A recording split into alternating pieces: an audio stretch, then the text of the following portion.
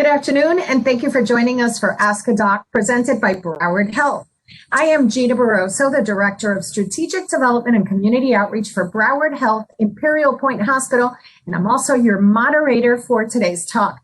And did you know that nearly 41% of adults avoided or delayed receiving care during the early days of the pandemic? Well, now, according to a study by the Center for Disease and Control Prevention, says that skipping a health screening may have dire consequences.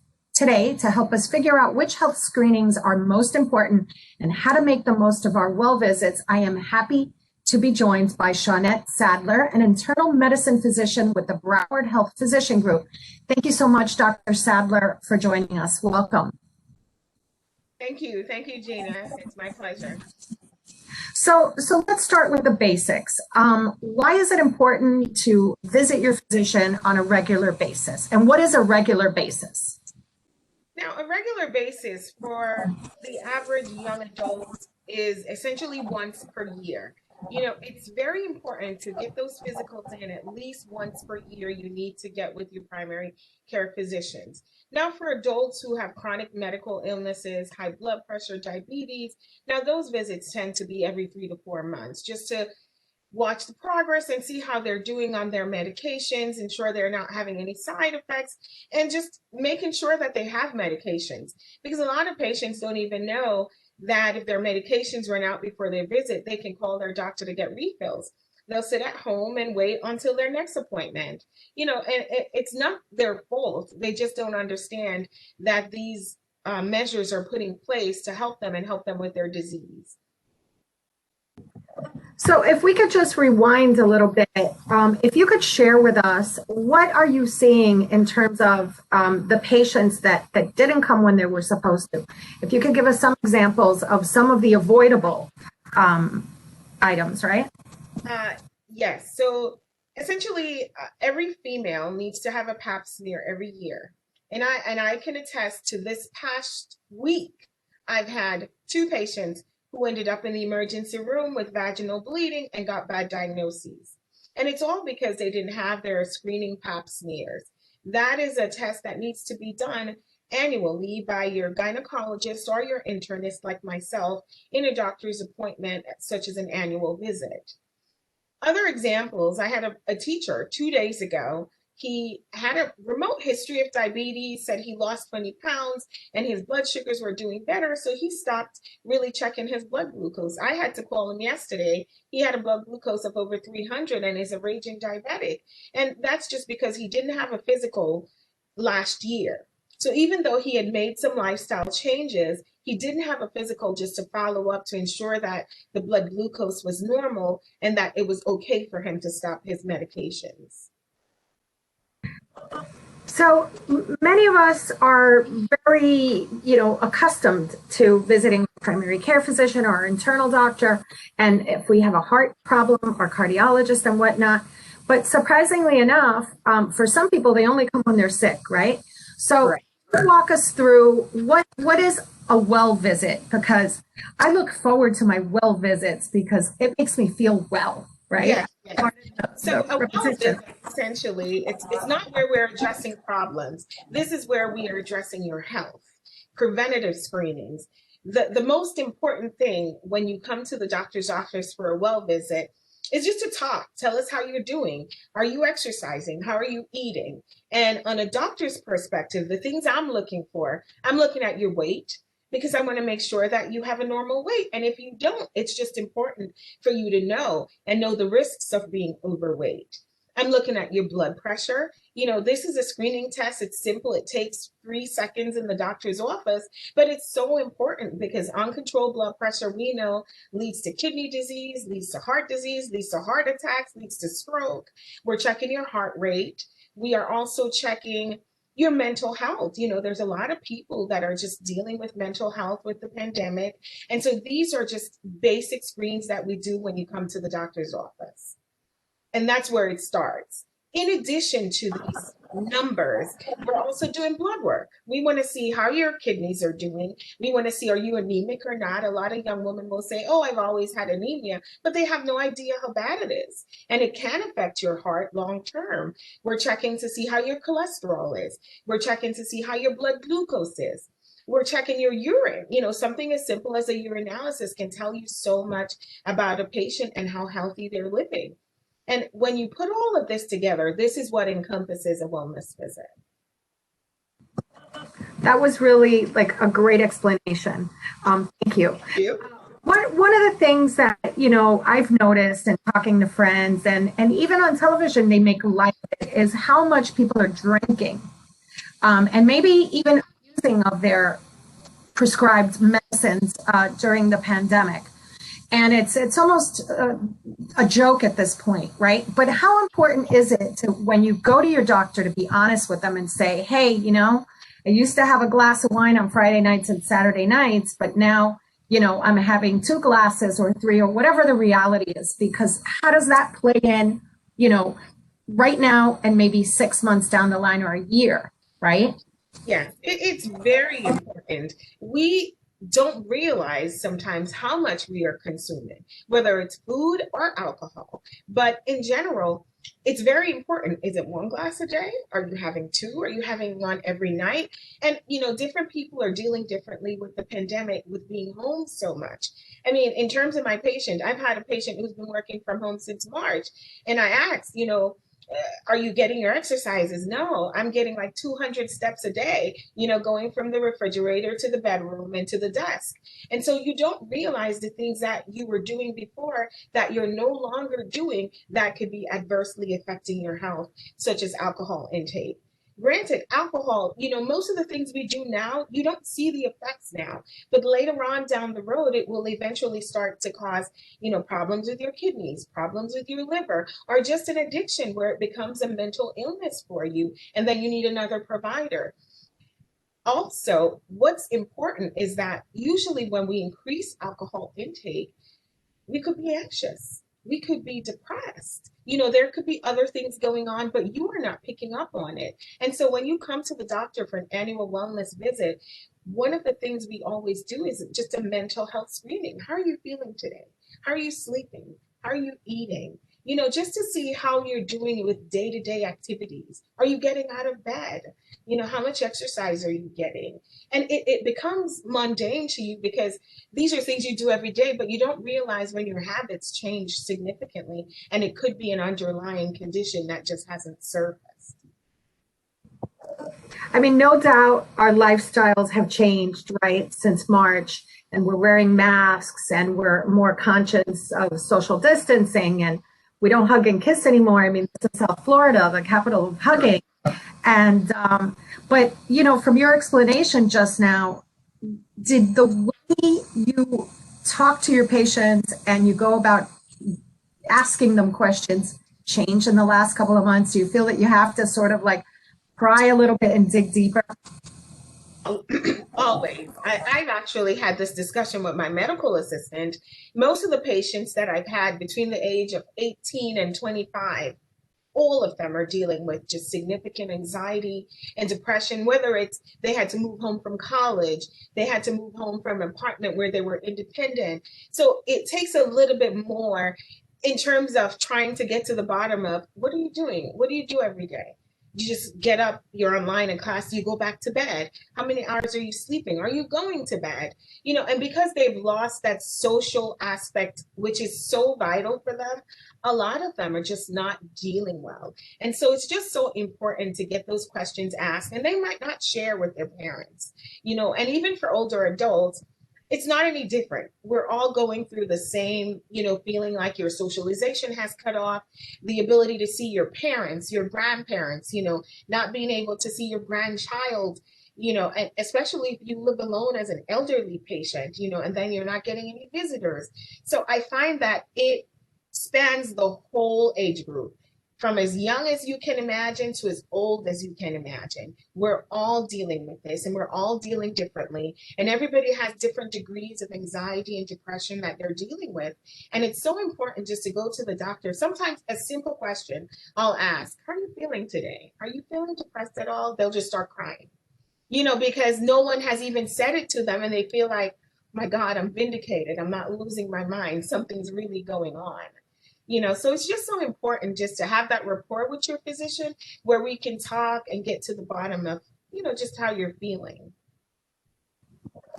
So according to one study, actually a series of studies, there are still some people that will not go visit their doctor or go to the hospital because of the concerns over COVID-19. Dr. Sadler, can you give us some examples and some reassurance of what you're seeing with Broward Health in terms of how are we ensuring patient safety? So anyone entering a Broward Health hospital or facility will receive COVID-19 screenings. All of the patients, the employees, the vendors, whenever they enter a Broward Health hospital or facility, first and foremost, their temperatures are checked using a no-contact thermometer. Everyone is expected to wear a mask covering their nose and their mouth. Anyone who is entering the hospital for any reason, if you're going through the emergency room, you do receive a rapid COVID-19 screening that usually comes back in an hour. Anyone who has a temperature over 100 are usually directed to a separate area. If a patient tests positive for COVID, they are also placed in designated areas in the hospital. We have also been doing significant cleaning, sanitation, following the CDC guidelines to ensure that the patients are healthy, to ensure that our patients are safe, and also that our employees are safe. And in the physician group, we also follow the same guidelines. We try not to have too many patients in the office at one time. We do the 6 feet apart in terms of the chairs. And, we have one patient going through the office at a time until the patient is securely in a room. So all of the Broward Health facilities, outpatient surgical centers, the hospitals follow CDC guidelines, and we're doing all that we can to ensure that our patients and our employees are safe. Well, that is certainly reassuring, and I can tell you from my own experience here at Broward Health Imperial Point that I have seen our enhanced safety measures in practice. We've addressed what patients can expect during a well visit. And, we try to put the information out there and explain to them. There's also hand sanitizers everywhere. I'm really proud of the work that our colleagues are doing in keeping us all safe. So Dr. Sadler, tell me a little bit more about men.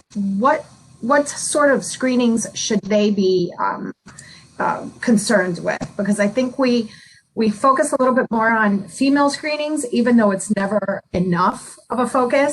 But what about the guys? So the men start with the same thing. We do start with, their BMI, which is just their weight. We also start with blood pressures because men do, develop high blood pressure, heart disease, just like women do. What's exclusive to men is the prostate screens that are done annually, starting at the age of 40. In some men, we do have to start earlier, depending on the family history. We also do colon cancer screening starting at the age of 50. But again, based on family history, if there is a family history, now we're advocating to start even, at 45. And if you were ever a smoker, there are certain screenings that are specific to you as well in terms of lung cancer screening and screening of the major blood vessel called the abdominal aorta that needs to be done. So these are all the screenings that men need. And they need to be done annually. Colonoscopies, not annually, but after you've done the first one, the recommendations on the frequency will be based on the findings. So we received a couple of questions prior to our chat, and one of them is, how do I know if I should go to the emergency room? And I guess what they're talking about is COVID, right? Like, at what point do you say, okay, I need some help, let me go to the emergency room, or should they call their PCP and wait till Monday? Okay.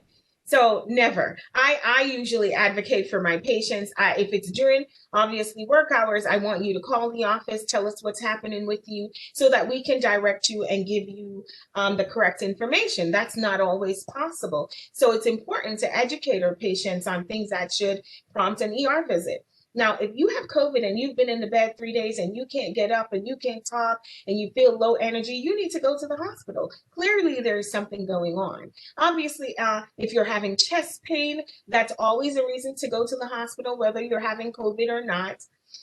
In relates to COVID, shortness of breath is also a reason to go to the hospital because we know that COVID can cause a very significant pneumonia.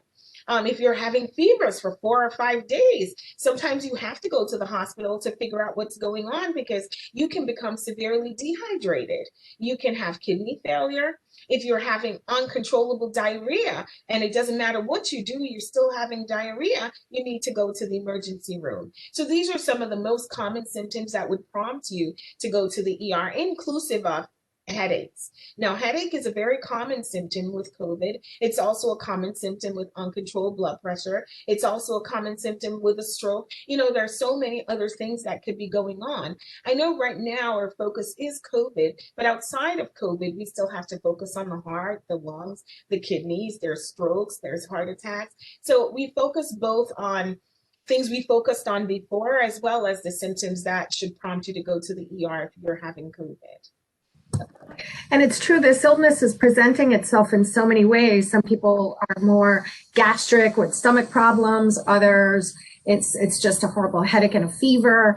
Some people can't stop coughing and others don't cough at all. It is very confusing. And so I can understand that the first step should be to call you. Correct.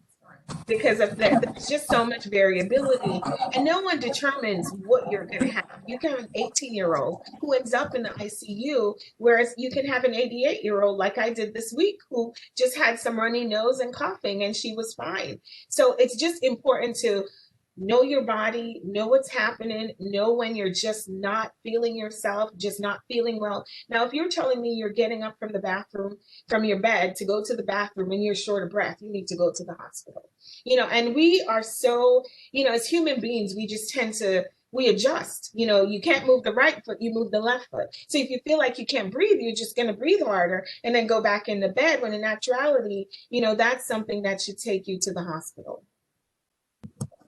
I think if there's one, I mean, there are many, but one of the things that I think Broward Health has perfected in the midst of this pandemic is that the entire office is trained and knows what to do when they get these phone calls and knows how to respond. And so if they can't get you, they can still call Broward Health physician office and get the right answers. Correct. There are several opportunities for you to get the correct answer. You can call your physician's office. You can call after hours. We also have telemedicine that we're able to use if you're just, not able to get out of bed, but you just want to get on the phone, speak with a doctor, start some form of treatment, or just be, encouraged to let you know that I think you're well enough to stay home, or I think you need to go to the emergency room. Sometimes just hearing it from your physician is all a patient needs. And they're like, okay, doc, you say I should go, then I should go. And so those are just some of the things that we encourage patients to do. Don't just sit at home thinking that you know what's best. It's just good to ask an expert. If you have to call, the county helpline, there are several avenues, and Broward Health has several different avenues for you to be seen, for you to be evaluated, and numbers for you to call so that you can get to the right person. This pandemic has made me feel more fortunate than ever because I have experts like yourself that I run into on a hallway, and I can ask all of the questions that I know everyone at home has, right? And one that comes up a lot, and we hear a lot of talking, is the vaccine. Should I get the vaccine? Should I not get the vaccine? The vaccine.